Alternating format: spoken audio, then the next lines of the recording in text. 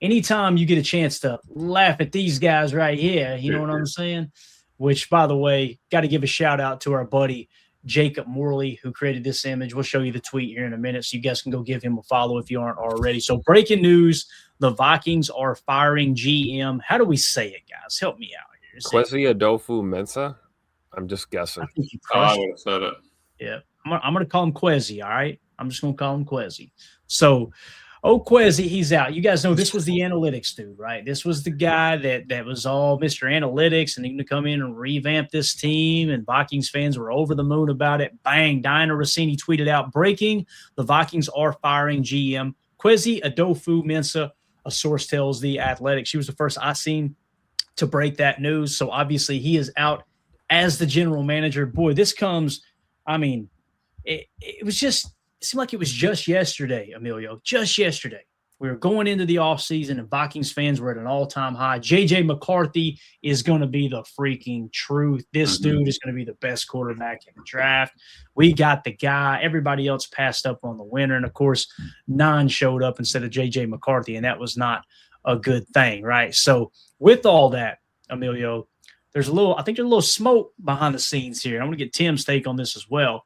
Shout out to @Matt_FRA_, okay? And this got a lot of traction. I believe there was truth to it. You guys do your own research. I think this was being reported at multiple places, but again, you never know on the interwebs. Here's what it says. Per a source inside the Minnesota Vikings front office, General Manager Kwesi Adofo-Mensah and head coach Kevin O'Connell were not on the same page with the direction of the team, and their, quote, typically would be fireworks, end of quote, between the two.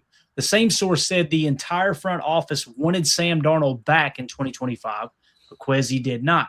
Also, Kwesi Adofo-Mensah typically did not attend the Senior Bowl, Shrine Bowl, or any college games, which is very rare for an NFL GM. I remember that being reported because, Emilio, hey, I can do that stuff from home, right? I don't need to go down there and look a prospect in the eye. I don't need to do an interview, right? It's just and just look at the numbers. It's all spreadsheets and numbers, baby. Who needs the tape, right? Who needs any of this? Just look at the numbers. So, obviously, this a complete crash and burn for the Vikings organization as they're going to start over with general manager. And really what it does, too, here, Emilio, it's kind of like the Buffalo Bills. I don't know if you've seen where they came out and talked crap about one of their receivers without, like they didn't even mean to talk crap about it. It was like, well, the coaches were the ones that wanted him. And it's like, he's still on the roster. Mm-hmm. How do you think that locker room feels about them being so open about criticizing people? It's kind of a little bit of what you get here. Those players in the locker room have got to be looking up going, so KOC didn't like the draft class? Like he doesn't like me, doesn't like us? A little bit fractured, sounds like, for Minnesota. What's y'all's take on? Yeah, fractured is exactly how I would put it because like Jason Y was saying here, timing's indicative of a poorly run franchise. Who's doing the draft? It's not like you just have something coming up. It's not like the season's kind of going and you're on autopilot at this point. No, we got a lot of work to do. And, Tim just marked it here, right? Coach Kwesi was literally at the Senior Bowl yesterday and now he's fired. It's a cold world. Maybe too little too late. That's what I was thinking. Like, oh, yeah. I'm here, guys. Right. It's like, yeah, I'm going to save it. No, you got the call as Tim gets it back to the apartment last night and said, not good. You're not coming back. And, I remember, was he the one in the video with Justin Jefferson when he was dressed up to take the photos? I think he might have been. Was that who that was? Yeah. And it's like, dude, I appreciate Justin Jefferson going through all that work and taking, it was funny. But, dude, I never even seen Goody outside. He goes to the podium one Wednesday in like September, and then literally we don't see Goody basically the rest of the season unless he's in the box once in a while. Yep. Like the dude is just, nose to the grindstone. So I don't know, man. I think him owning the decision to move on and move forward with J.J. McCarthy, that's the death spike for him. The writing was on the wall, and I think today we just found out what a lot of us probably suspected. I'm not completely shocked at this. That was probably the last straw, I think. Tim, do you think it's you got Sam Darnold playing in a Super Bowl? I was just going to say, where would the cutoff have been? Like if Sam didn't make the playoffs, they probably still have the job. If, maybe the first round. Right. Yeah. Or like maybe if they moved on and JJ looked good this year and, the Vikings were in the mix and, Seattle didn't do what, obviously they did, maybe it'd be a different story. But like Clayton says, hindsight's 20/20, and right now the hindsight is right at the foreground, and we can see the results. So I think ultimately, if everybody else wanted to stick with Darnold and he was vocal as the GM about moving forward with 9, that's kind of what did you in, I think, as a GM. That and looking at spreadsheets all day and, not really going and making appearances with your scouting department. Yeah, I think it's a combination of everything. Like you swing and miss on what you thought was the franchise quarterback, right? And if the rest of the room is divided about it, and you're looking around going, okay, so it's all about you. You got all these scouts hired, you got all these assistants hired, and they're giving you information where all their hard work is. It's telling you, here is the pick. Here is what you need to look out for. Here is the guy you need to take. Not that you're going to pick one over the other or anything like that, but the fact that it sounds like the majority of the room disagreed and your ego is, well, these guys don't know what the hell they're doing. You hired them all. So if they don't know what they're doing, that's on you too, So I don't know, man. It's really strange how in some places GMs get scrapped so quick, and in other places it's like they can hang around forever and not really be held accountable. There's a little bit of that going on in the league as well.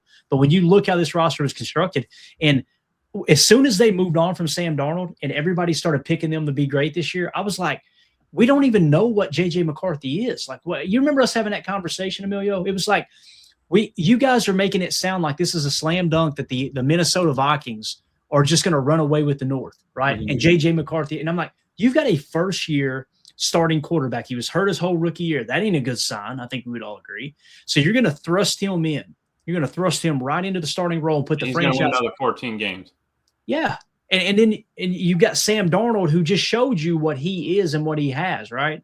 And they were just kind of banking on, I think this was them and more, specifically the, Kwesi here. Let me show you guys how smart I am. You think it was Sam Darnold? No, I can replace him like that. Now you got Sam Darnold going to the freaking Super Bowl and your ass is out of a job. That's just a wild place to be, man. Yep. Yeah, thinking that they got a comp pick for him, right? So it's like, oh, I can turn that into my next quarterback or the next player for JJ because I picked our franchise QB. And I remember everyone was talking. It's like, can JJ play quarterback? I mean, all he did his senior year was hand it off. It basically what everyone was saying. And if you can manage the game, that's key. But the man, where they're heading, it's just brutal. Yeah, it really is. United Bates says in the chat, I think Kwesi is more of a financial guy, maybe better in a Russ Ball type situation, not the GM. That could be the case, right? Maybe someone he's really good at kind of obviously working the numbers and putting tough puzzle pieces into place. But in terms of running the whole thing, it's obvious that the ego really got the best of them there. J. Cole in the chat said these analytic guys think they are the smartest in the room. It's just like the whole going for it on fourth down. If you guys watch this show all year long, you guys, we break down Chalk Talk. We do post-game shows. We do everything. And one of the biggest knocks I have are these coaches that continue to lose games for their team just going for it on fourth down. And it's like, well, the analytics say you need to. The analytics say you need to. You do that, you're going to get your ass kicked in that. We seen it just the other day, didn't we, Tim? Like in the Denver game. It literally cost the Denver Broncos a chance at the Super Bowl. The analytics does not take into account the snowy conditions and how effective or ineffective your offense is at the moment, right? You could tell points were going to be at a premium, especially it wasn't like that snow snuck up on us. Everybody knew that the forecast was saying second half, this is going to get nasty. Take every freaking point you can get in that scenario. Of course, Tim, I'm a boring fan, man. I want every point regardless. You know what I'm saying? Like, give me the 3 every time, and then at the end of the game, if we lose by 4, I can live with that. What I can't live with is losing by 2 and we passed up on 3 field goals. Yeah, and how many times did we do that in 2025, right? How many games should we have won that we lost because we didn't take points? And that's where, heat of the moment, that leadership comes into play, whether you're the head coach, the play caller, or whatever. Obviously QB1 and your offense is going to want to stay on the field, and they're going to scream at you and say, hey, we can get it. You got to put your foot down and send your kicking unit out and get points on the board, man, because it's not just the Packers season. I mean, look across the NFL last year. There were a lot of one-score games, a lot of games that came down to the wire, and a lot of those decisions where you look like a genius if you get it. You look like an idiot if you don't, but you never go wrong taking the points. I'm with you, Clay. I can deal with a block kick or a doink off the crossbar. At least we're Yes. attempting to put points on the board rather than all gas no brakes, so to speak. It's like, how many times do you rage quit Madden because you went for it on 4th down in your own territory? You know what I mean? It's like, it's 4th and 13. I'm gonna go for it. I'm gonna get it, and then you're down 14-0. It's like, I'm quit. I need to do the dishes any day. Yeah, I wasn't planning on finishing that game anyway. Exactly. J. Cole in the chat says, what does logic say? Screw the analytics for now, right? And again, this is what Michael Lombardi and some of the other former GMs and coaches in the league would always say, is the analytics isn't going to tell you, the momentum of the game, all these things. It's just like as if every situation is exactly the same. And that's just simply not the case. Mike Z with the super chat here. Thank you, Mike. Appreciate you. The league is so reactionary nowadays. Are we even here if Darnold isn't in the bowl, talking about the Super Bowl? I think not. Every play, every call counts. I think that's a great point. Like, if Sam Darnold is not playing in the Super Bowl, this probably doesn't blow up to this level, is what Mike's saying. I think I agree with that. It's wild how other teams can have such a determining factor on your franchise. Just looking across, going, damn, I can't believe we let him walk out of the building. And also don't absolve JJ McCarthy from his play as a starter, right? If he would have played a little better, this would be a different story as well. Yeah, definitely. So Mike Z, thank you for the super chat. If you guys are watching this video back later, let us know in the comments. How do you feel about the Vikings? If you're a Packer fan, I'm sure you're loving this. If you're a Viking fan, you got something to say about this. Maybe you disagree with what we said. Maybe you thought Kwesi was the guy and you disagree with the team. Let us know in the comments how you feel. Everybody make sure you hit like, subscribe, click the bell icon, and help the channel out. We greatly appreciate it. All right, boys.